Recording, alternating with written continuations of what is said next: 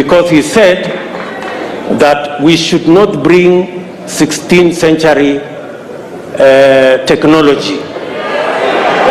And I am sure he was referring to the wheelbarrow. And possibly he was referring to me and this wheelbarrow. Sindio? Good.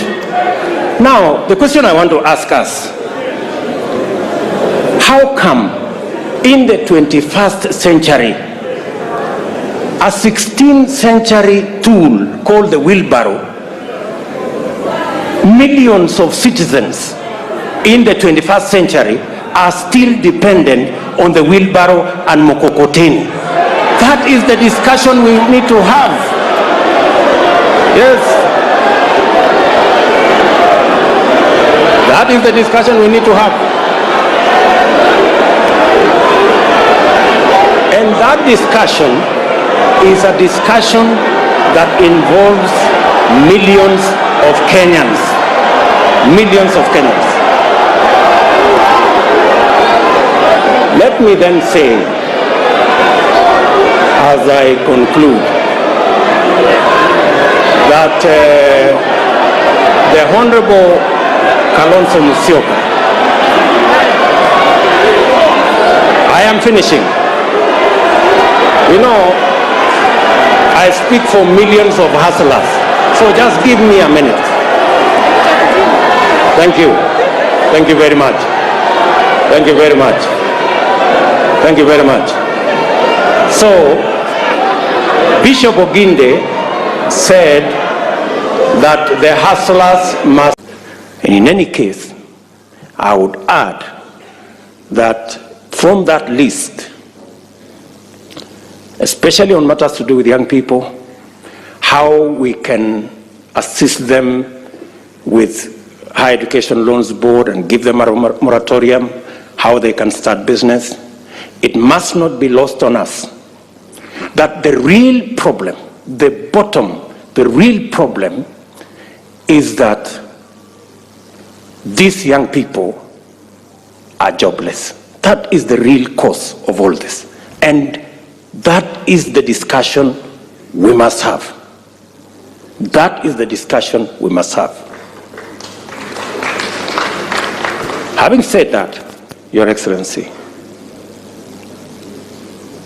there are, in my opinion, gaps.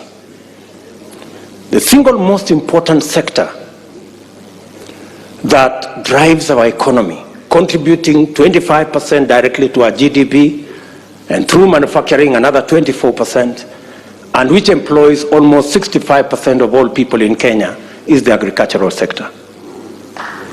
I dare say, Your Excellency, that this is an area that, again, we must find a mechanism of having a conversation, especially the farming community, and matters to do with productivity, matters to do with proposals that were made on guaranteed minimum returns for our farmers, our wheat farmers, our sugarcane farmers, our coffee farmers, our tea farmers, our dairy sector, the pastoralist corner. Your Excellency, it is my humble submission that that is an area that we can improve this document on.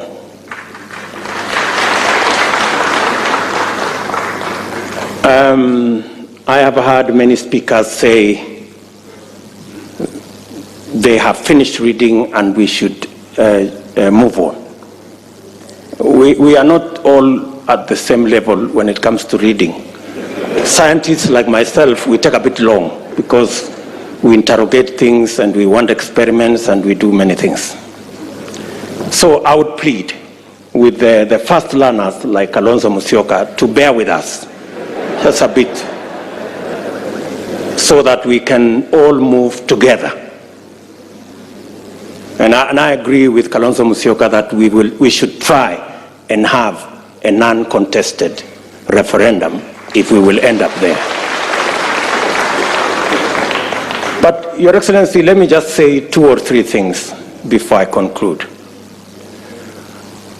On the matter of the judiciary, allow me to say there is huge space for us to have an improvement on the proposal that has been made. Access to justice is one of the biggest challenges that we had, and that is why the 2010 Constitution was promulgated. As we talk today, the judiciary,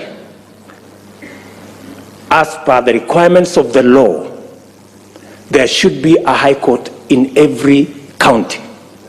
As we talk today, there are